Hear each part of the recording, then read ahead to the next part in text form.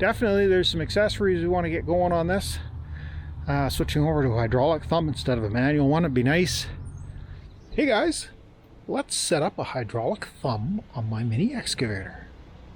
Thanks for watching. When I got this machine, it came with a mechanical strut that came up to these holes. That was what provided the position of the thumb. The thumb came with the machine. What we've got here is actually a thumb setup for a 1-ton machine, and this is a 3-ton machine. So it's a little on the light duty side, but it does work very well. The valve blocks came with the machine. They just had a cap on the end of it. A friend of mine gave me these hoses. They came with a distribution valve that he had for his that was surplus, so provided the hoses. We got some adapters and we got it going. The actuator has arrived for the thumb and doesn't really fit. I've got the thumb kind of down, I don't know, where I would call maximum extension. It could probably go a little bit further if it needed to, but you know, it's a good place to start at least. We've got our actuator fully extended. I just pushed some air in and forced it down. What I think I'm going to do is take the knuckle that used to fit in here, cut it off and weld it to the end of this so that we can use the original pin. We're basically going to end up with something along these lines here. And let's try some cardboard aided design and see if we can come up with something that's going to work.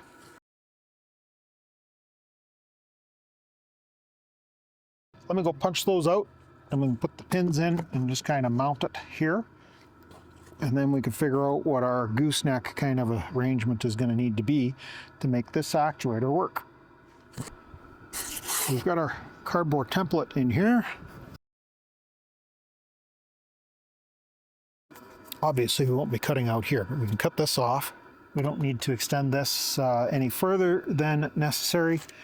This piece of cardboard is the same dimension, obviously not as thick, but the same dimension as the bar of steel that I have to work with. Of course, I've got more length if we need it, but I'm going to say that that needs to be right about there.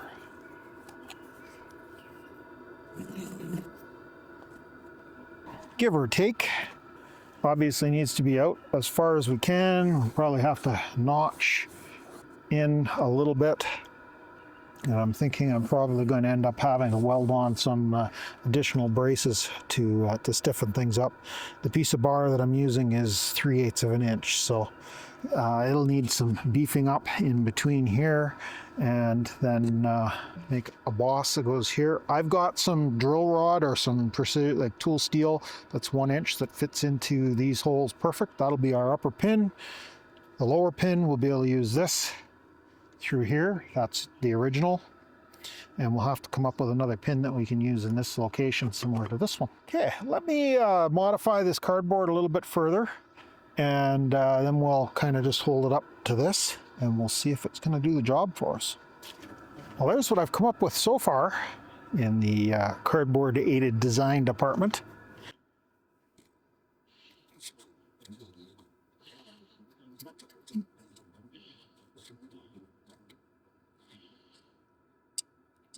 Now I can see that we're going to have to notch this a little bit more.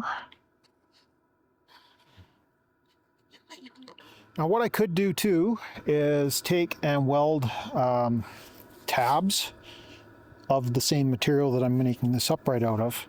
I've got a 3-foot long chunk of it that I could bring 2 tabs out that will be closer to the, it'll be closer to the gap here in the actuator and provide a little more strength. And it could also bring this out a bit further. Let me go trim this down a little bit and we'll give it a try. Kind of make an executive call. I think we're going to have to make a tab that comes out this way. That's going to support, you know, kind of like this. We're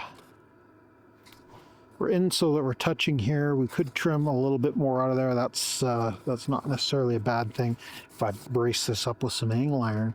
But the problem we get into is that we're getting really close to hitting here. Like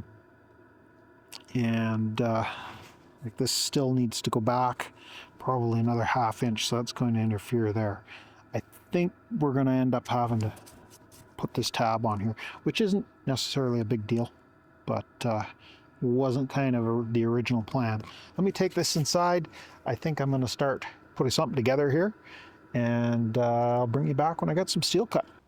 Well guys, I think we'll call that some progress.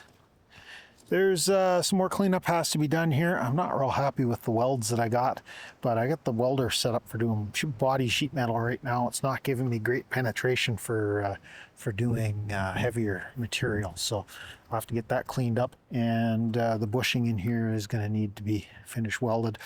I won't look at the weld down there too closely because I'm not real happy with how it turned out. Now I think it's time that we look at doing the hydraulic fittings. What we've got here is a BSPP-8 to M14, and it appears to be the BSPP-8 is what goes into this shutoff valve. This is just a shutoff valve. It's not a distribution valve, which is not ideal. It's what we have to work with. And hopefully we don't end up with gallons of hydraulic fluid leaking out of here. I think I've got the valve off. At least the little mark is horizontal, so that tells me it should be in the off position. Those look pretty close.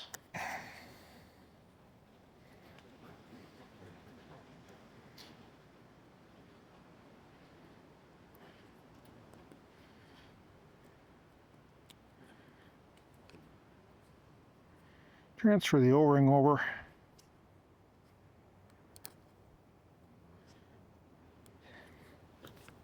Cross our fingers that that screws up into place.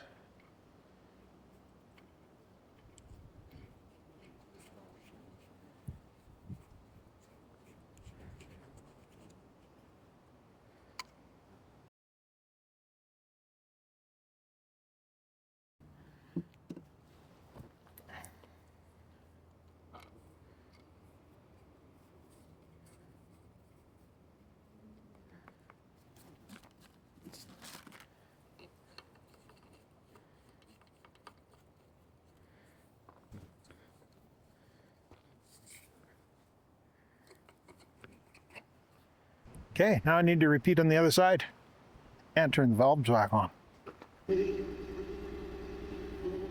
Hopefully you guys can hear me over the machine. We're all hooked up. We don't want to put a whole lot of pressure on that because the lower knuckle is just tack welded, and if we push on things, it's likely going to come apart. Heck, it might come apart even just moving it. Down here, we got to flip the thumb control pedal down in place. I'm going to uncurl the bucket.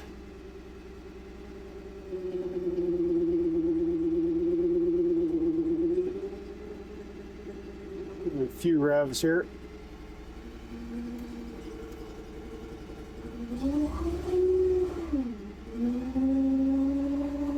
I'll see what this does. Oh, we got extension.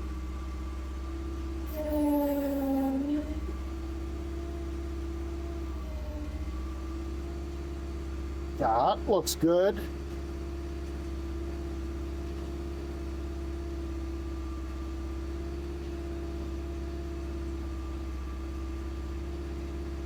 That looks promising for picking up logs.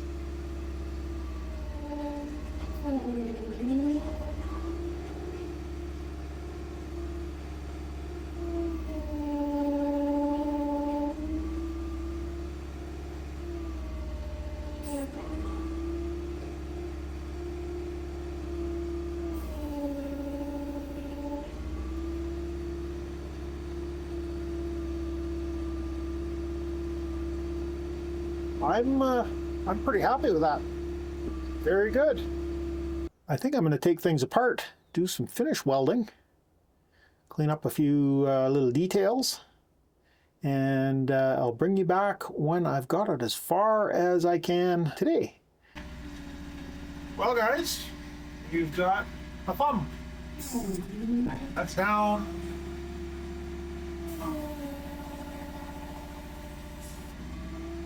Still got a little air in the system. I've only cycled it 2 or 3 times here. And you got to be very careful because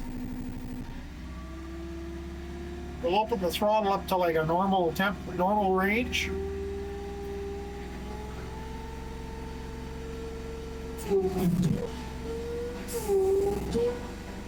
As you can see, it moves pretty quick.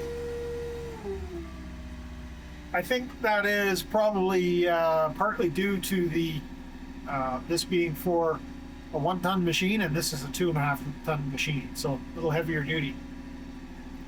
But you can see there's a board laying on the ground.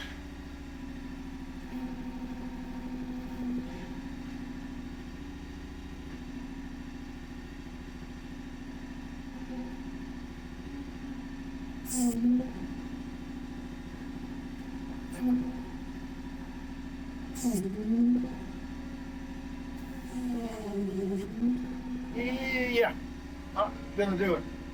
But again, that is a pretty tiny board to be picked up with a mini excavator.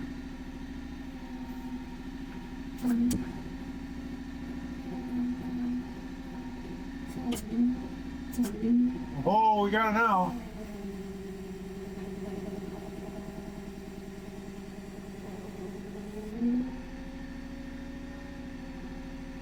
Hardly a challenge for a machine this size.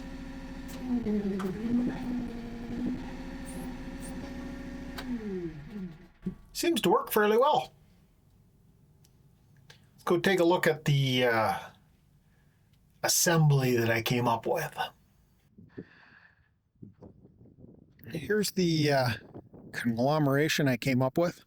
I've left lots of meat here. I could easily put some L-angle bracing on there if I find it's necessary. This pin is not pinned in there, it's just sitting in there. It is nice and tight. I had to tap it in, so it's not going to go anywhere very easily, but I would like to get pins drilled through this.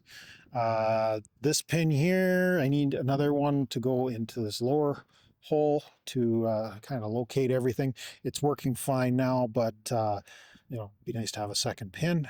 And I reused the original manual pivot point here, cut it off because it was all pretzeled up anyways, welded it to the eyelet on the hydraulic cylinder, and that's allowed me to offset it so that I have a little bit more of an angle here, because this was looking like it was going to be pretty tight to this bracket, but because I was able to do it this way, I've kicked it out, and it seems to be working fairly well.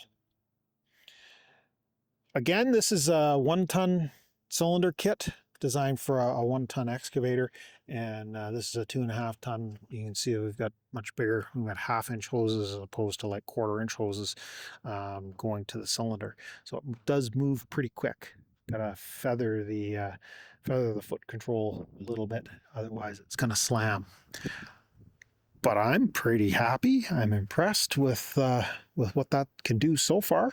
I think this is really going to improve the functionality of this machine. Oh, I see one more bolt to lock this cross pin in place, and I could probably do with a little drink of grease to it. It was pretty dry, so I'll take care of those things off camera. I think we're going to call this one a success. If you got this far in the video, can you give me one of those thumb up things? Give me a like. And if you haven't already done so, consider subscribing to Doug's Messy Garage. I got all sorts of projects on the go. We got the 53 Ford. We got the MachPro MP30. We've got dump trailer needs a little bit of work. All sorts of fun. Thanks a lot for watching, and we'll catch you guys in the next mess.